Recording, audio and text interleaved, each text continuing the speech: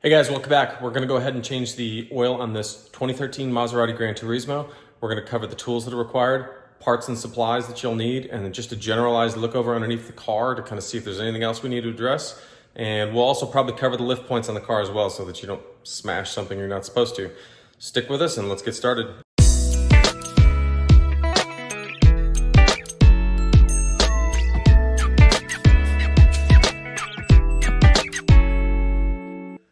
So we're gonna go ahead and cover a list of tools that you're gonna probably need basically to do the oil change on this, the motor, the 4.7 that's in here. It basically has a wet sump oiling system. It's not a dry sump like the Ferraris where you have, like a tank and you have to basically go and fill it all up and then you have to start the car, let it warm up and then check the levels. Totally different. It's just like every other car out there that you're probably used to with changing the oil. The basic tools that you're gonna need though is you're gonna need lift pads. These are used with your jack, with your floor jack, okay? These, I think, if I remember correctly, actually are made supposedly for a Tesla Model 3, but they fit the holes right in the bottom of the Maserati, right by, on the side of the car just fine. So I think they're 15, 20 bucks, somewhere in there, something like that. I don't remember. I got them a long time ago, but I'll put the link in the description below so that you guys can go ahead and click on that and check those out. I've also got a 3/8 breaker bar here with a 10mm hex drive for taking out the drain plug. That makes it a lot easier, a little breaker bar, a 3/8 ratchet with a 17 and 10mm sockets. And that's really just gonna be for taking the under tray off the car where the oil filter is to get at it so you can take it off, obviously, and swap it out for the new one. I also have an OEM filter here and you can see the part numbers there for those that wanna know. I'll put a link to that as well. You can actually pick those up on Amazon and they are OEM filters. It's not like a knockoff or something like that. I think you pay 60 or 65 bucks for those. It's a little bit expensive, I'm not gonna lie, for an oil filter, but it's really not the end of the world. It's not too terrible. I mean, that's kind of par for the course with this car. It's a little bit expensive. And then as far as oil goes, I have two 5.28 quart jugs of oil. If you guys don't know about this stuff, go ahead and check it out. I use it in my Viper, I use it in my Ford Expedition, and I use it obviously in the Maserati. It's really high quality synthetic oil. A good friend of mine, Doug, turned me onto this because he was using it in BMWs all the time. You can get it, I think, from, if I remember correctly, I think it's ecstuning.com. I'm not getting kickbacks from them in any way, shape, or form for saying that. That's just where I get it from. It's 45, 50 bucks, and I think it comes with free shipping. So you really can't lose on that deal for good quality synthetic oil that, pretty much most people use in, like I said, in Porsches or BMWs or Mercedes. So anyway, use whatever oil you want as long as it meets, or exceeds basically what Maserati recommends for the 4.7 motor. I just happen to use that stuff. All right, so we have lift points on this car, and I'm gonna show you underneath here real quick. Right here, there's these little holes. And if you have these pucks, let me show you here, the little pucks.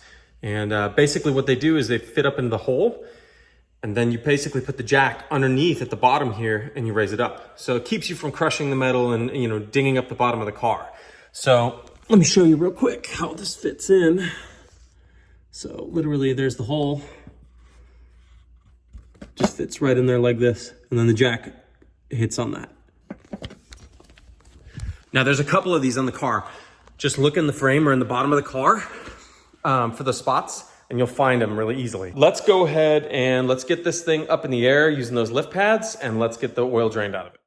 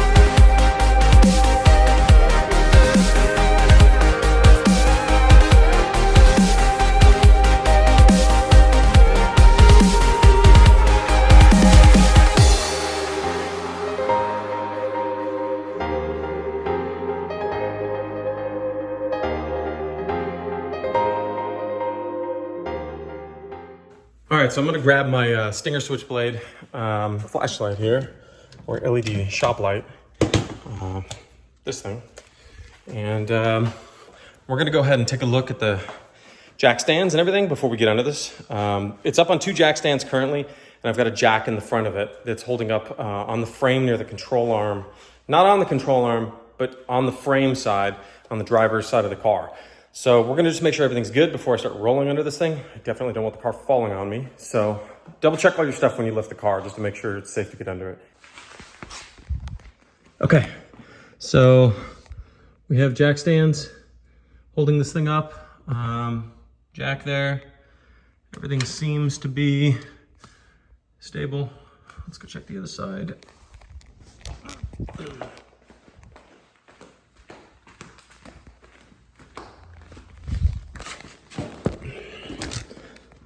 Everything seems good here.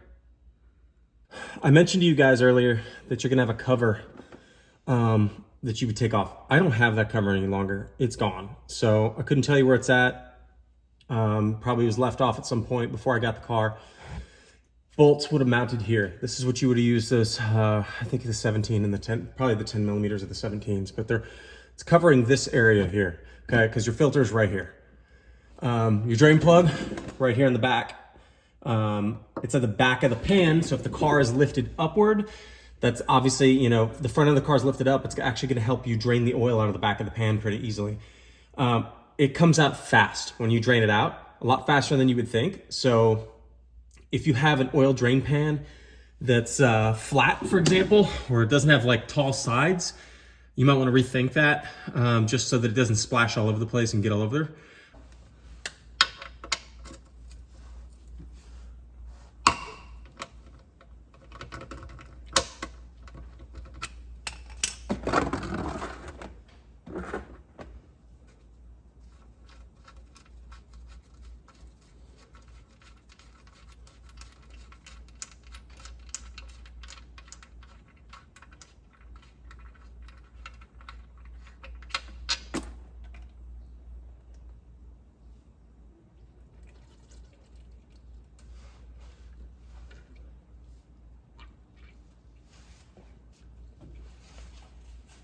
Okay, so the oil's draining on the car right now.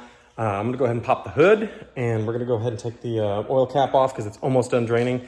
And then we're gonna go ahead and pull the filter out of the box. We're gonna clean up the drain plug and get everything prepped so that we can put the drain plug back in it and put the filter back on it.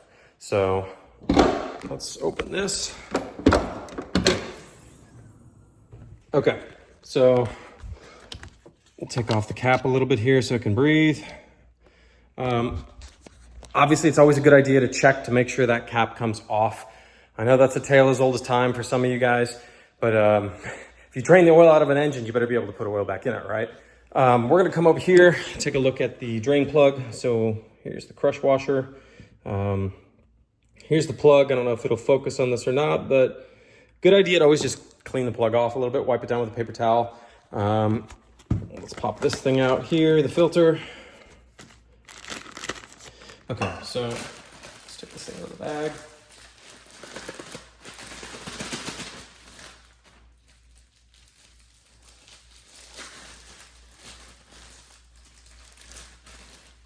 All right, we are definitely gonna have to wipe this thing down. Yeah, they pre-oil these things, which is good. It's not really a problem. A little messy. We will sort that out.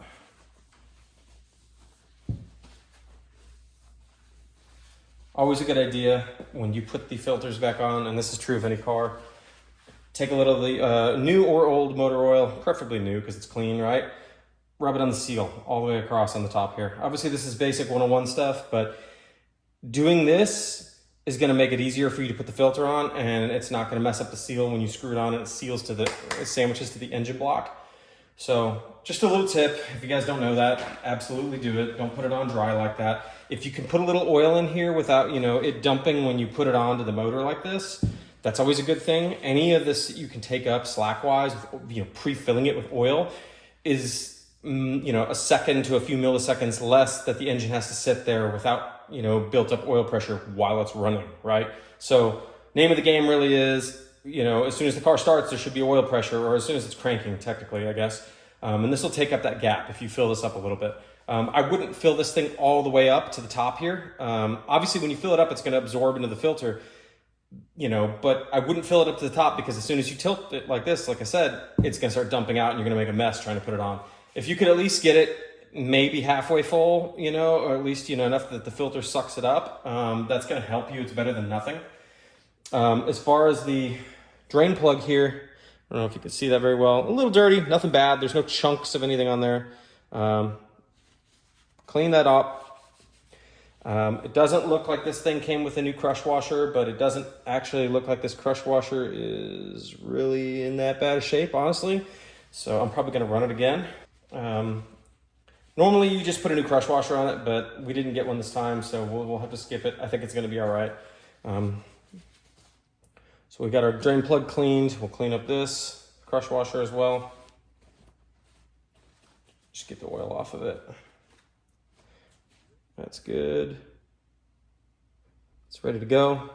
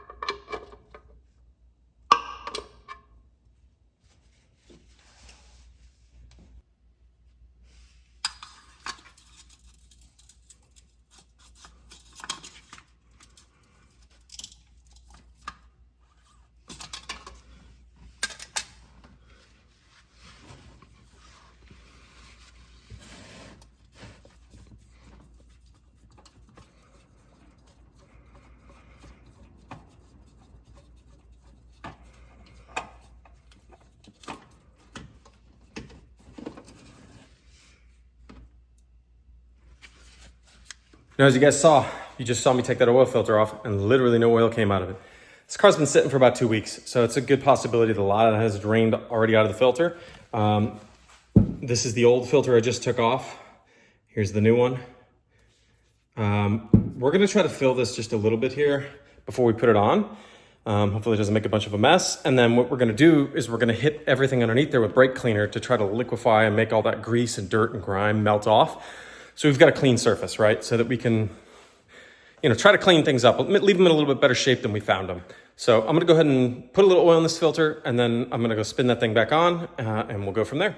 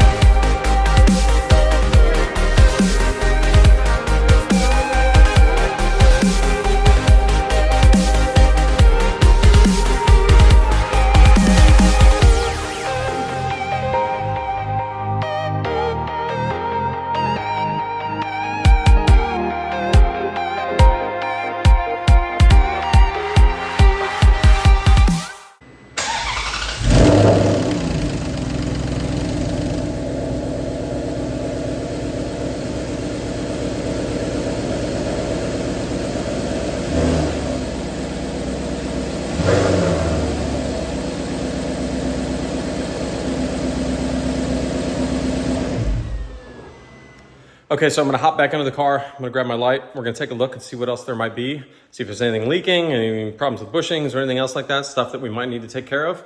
Let's get under. So it looks like it might be coming from that, is that power steering? It looks like power steering.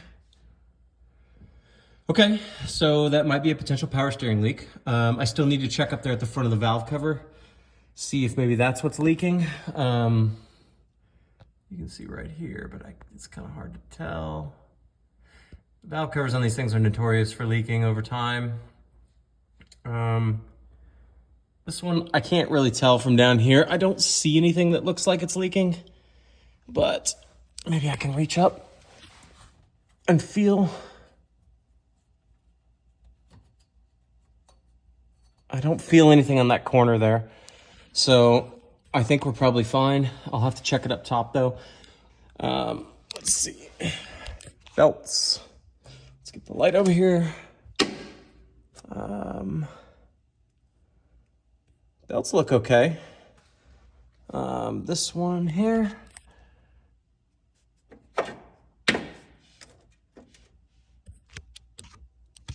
This belt.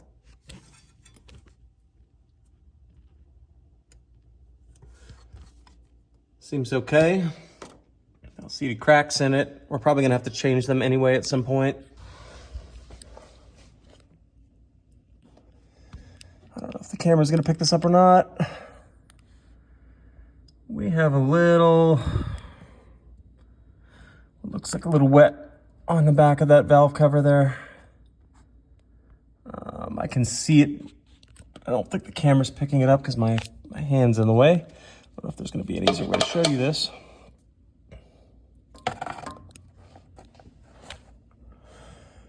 Yeah, looks like our valve cover is seeping just a little bit at the back.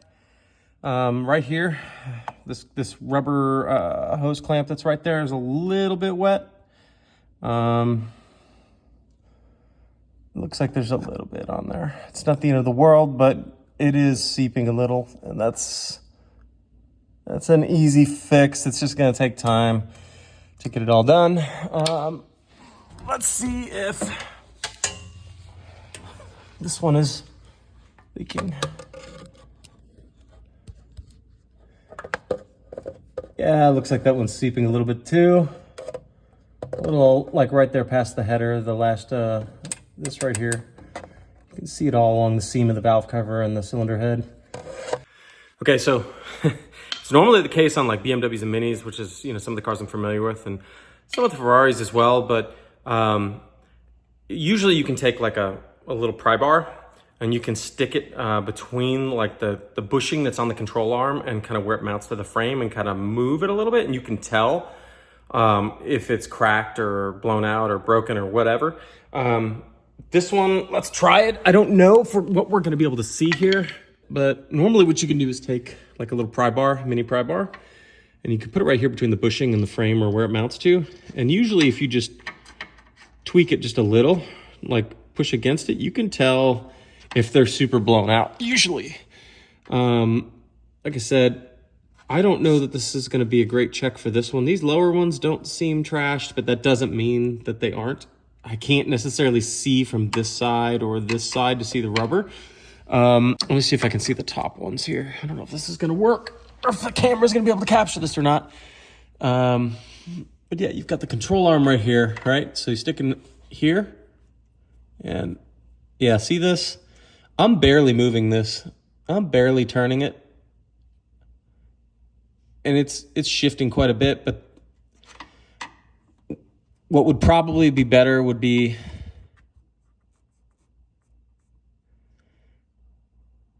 to get the wheel taken off, and then you have a better view on this, and then you can actually do a little bit more comprehensive test. But just seeing that these move like this already with barely twisting it, I'm willing to bet these are probably blown out, or they're at least pretty cracked and torn up. So if you could see those in there, that they move just a little bit with the pry bar. Generally what happens is the bushings get cracked and it just slowly gets worse and worse and worse.